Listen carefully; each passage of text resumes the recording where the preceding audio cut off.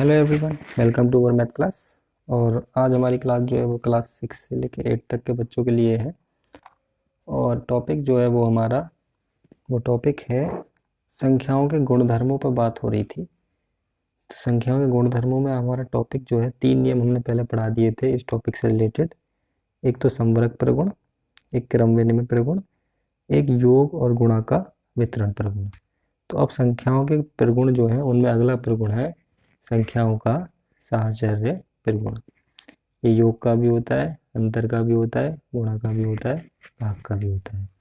अब हम इसे एक तरह से ये जो प्रगुण है ये क्रम विनिमय प्रगुण की तरह है। जैसे क्रम विनिमय प्रगुण में संख्याओं का क्रम बदला जाता है, ऐसे ही इसमें संख्याओं का क्रम बदला जाता है केवल ब्रैकेट्स के लिए, क्योंकि इसमें 3 संख्याएं होती हैं।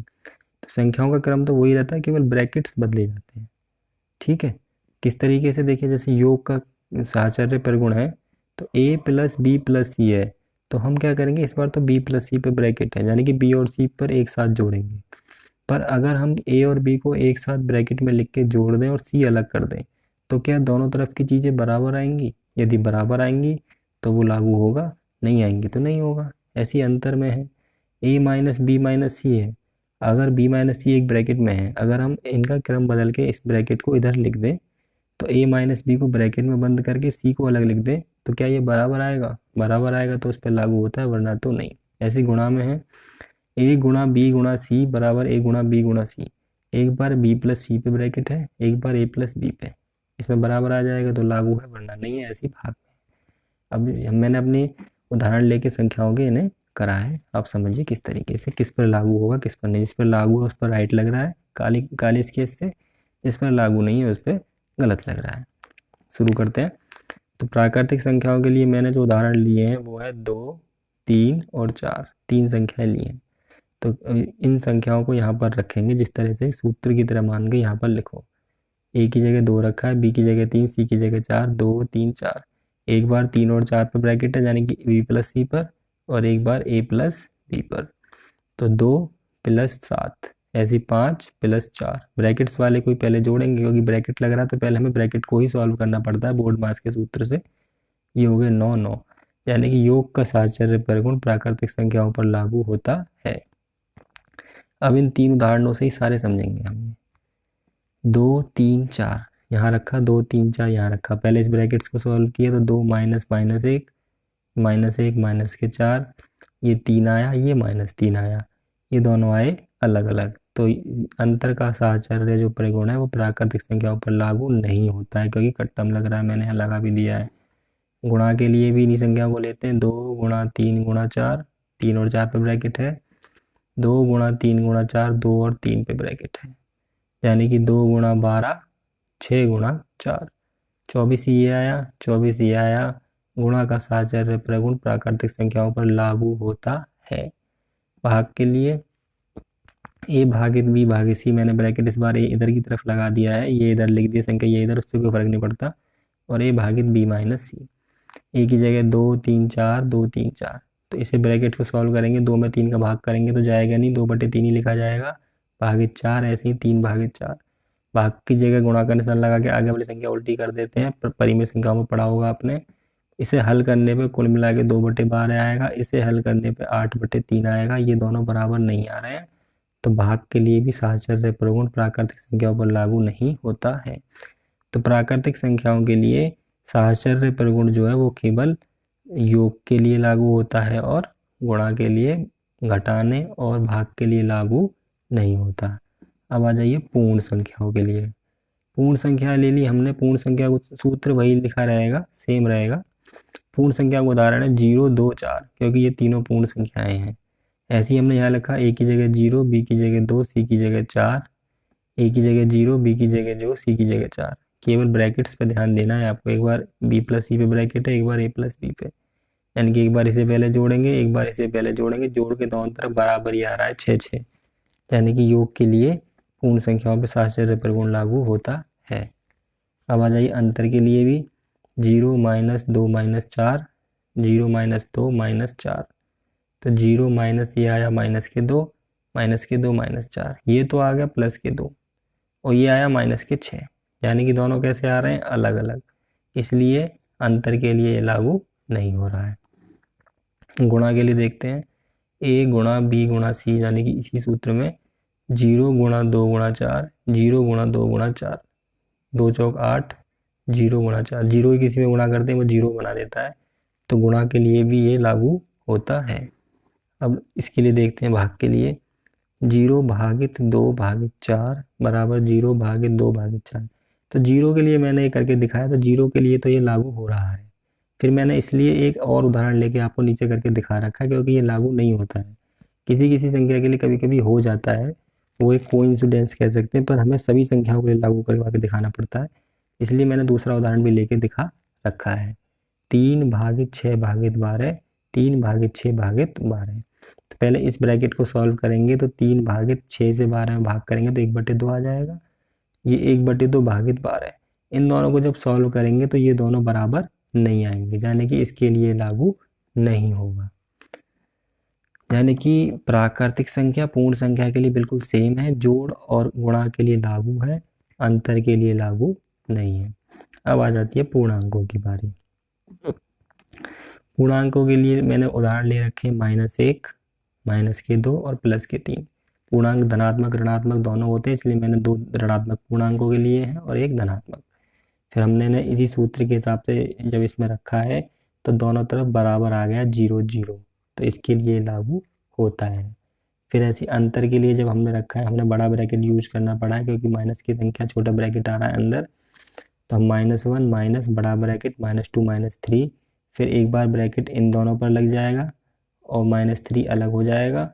दोनों तरफ जब सॉल्व करेंगे तो एक तरफ आएगा 4, एक तरफ आ रहा -2, दोनों बराबर नहीं आ रहे हैं, तो इस पर ये लागू नहीं होता है, इस पर ये लागू होता है। आगे a गुणा b गुणा c, यानी गुणा में चेक कर रहे हैं। अब वही 3 संख्याएं -1 -2 और 3, आप कोई और 3 भी संख्याएं ले सकते हैं, पर हो वो तीनों पूर्णांक ही। और जब हमने दोनों तरफ सॉल्व किया तो 6 और 6 आ गया, तो इसके लिए लागू हो रहा है। और ऐसे जब हमने भाग के लिए सॉल्व किया इन्हीं पूर्णांकों को रख के, तो एक तरफ आया 3/2, एक तरफ आया 1/6, तो इसके लिए लागू नहीं हो रहा है। सॉल्व करना आपको आना चाहिए, क्योंकि मैं केवल यहाँ पर नियम समझा रहा हूँ। सॉल्व करने के लिए मेरी अलग वीडियोस हैं, प्लेलिस्ट में चेक कीजिएगा। अगला है परिमेय संख्याओं के लिए। परिमेय संख्याओं के लिए मैंने उदाहरण बोली है जो हर बराबर वाले हैं, 1/2, 3/2, 5/2। जब हमने सबसे पहले जोड़ के लिए चेक किया तो दोनों तरफ 9/2 9/2 आया है, तो ये इसके लिए लागू हो रहा है। जब हमने घटाने के लिए चेक किया 1/2 -3/2 -5/2, फिर एक बार इन दोनों को एक ब्रैकेट में लिख के फिर -5/2 अलग, पर जब हमने हल किया इसे तो एक तरफ आया 3/2, एक तरफ आया -8/2, दोनों अलग अलग आ रहा है, तो ये इस पर लागू नहीं हुआ। इसी तरह से गुणा के लिए जब हमने इन्हीं को रख के देखा तो दोनों तरफ बराबर आया, लागू हुआ। और जब हमने भाग के लिए करके देखा तो दोनों तरफ फिर दोबारा से बराबर नहीं आया, तो ये लागू नहीं हुआ। तो कुल मिला के योग, अंतर, गुणा, भाग के जो साहचर्य परिगुण हैं वो प्राकृतिक संख्या, पूर्ण संख्या, पूर्णांक और परिमेय संख्या में केवल योग और गुणा के लिए लागू होते हैं, अंतर के लिए और भाग के लिए लागू नहीं होते हैं। इन प्रगुणों के यूज पर हम सवाल भी बताएंगे, वो हमारी अगली वीडियो में मिलेंगे। क्रम विनिमय प्रगुण और साहचर्य प्रगुण, वितरण प्रगुण, इन तीनों प्रगुणों पर सवाल हैं। फिलहाल अभी एक और नियम की बात कर लेते हैं।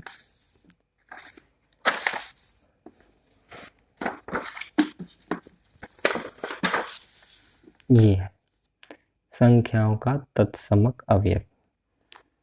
आसान सी चीज़ है, आपको पता होनी चाहिए गणित के मैटर के हिसाब से। वैसे तो जनरली तो सबको पता चल जाती है, फिर भी आपको पता होना चाहिए तत्समक अवयव होता क्या है। तत्समक अवयव 2 प्रकार के हैं, एक तो योग का तत्समक अवयव और एक गुणन का तत्समक अवयव। ठीक है, ये केवल 2 ही प्रकार के होते हैं। सबसे पहले बात करते हैं योग के तत्समक अवयव की, कि ये क्या होता है। तो योग का तत्समक अवयव होता है हमारा 0। 0 को हम कहते हैं योग का तत्समक अवयव। तत्समक अवयव क्या होता है कि 0 को जब हम किसी भी संख्या में जोड़ेंगे तो वही संख्या स्वयं प्राप्त हो जाती है हमें, इसलिए उसे कहते हैं हम योग का तत्समक अवयव। जैसे 9 में 0 जोड़ेंगे तो क्या आ जाएगा, 9 आ जाएगा। -18 में जोड़ेंगे तो क्या आ जाएगा, -18। प्राकृतिक संख्या हो, पूर्णांक हो, परिमेय संख्या हो, पूर्ण संख्या हो, कुछ भी हो, उसमें अगर हम जीरो जोड़ेंगे तो वो जीरो आ जाता है। जैसे ये प्राकृतिक संख्या का उदाहरण है, ये परिमेय संख्या का है, ये दोनों पूर्णांक संख्या का है। तो जब हम इनमें जीरो जोड़ते हैं तो क्या आती हैं, वही संख्याएं स्वयं प्राप्त हो जाती हैं। तो इसमें जीरो जो है ये है हमारा तत्समक अवयव कहलाता है। ठीक है, अब बात करते हैं गुणा का तत्समक अवयव क्या होता है। गुणा का तत्समक अवयव होता है एक।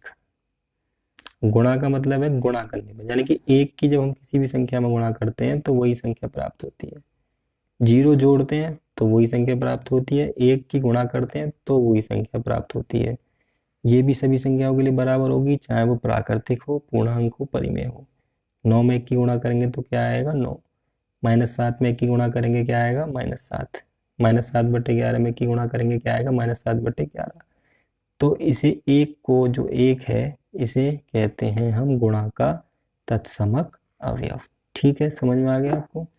अब मैं यहाँ पर कुछ और चीज़ें बता रहा हूँ आपको, जनरली आपको याद रखनी है, संख्याओं से संबंधित ही है कि जीरो से किसी भी संख्या में गुणा करने पर सदैव वो क्या हो जाती है, जीरो।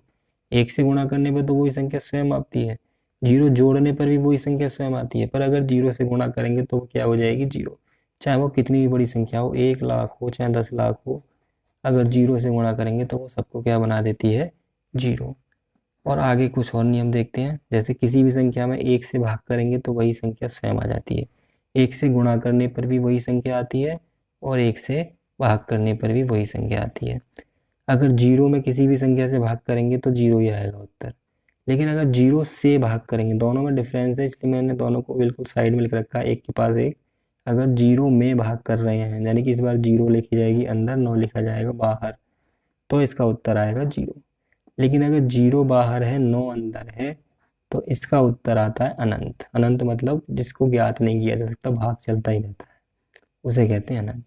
तो ये दो चीज़ें आपको याद रखनी है, जीरो में भाग करना है तो जीरो आएगा, और अगर जीरो से भाग करना है तो आएगा अनंत। ठीक है, तो ये हमने संख्याओं के गुणधर्म बता दिए हैं, 2 वीडियो बनी है हमारी इसकी।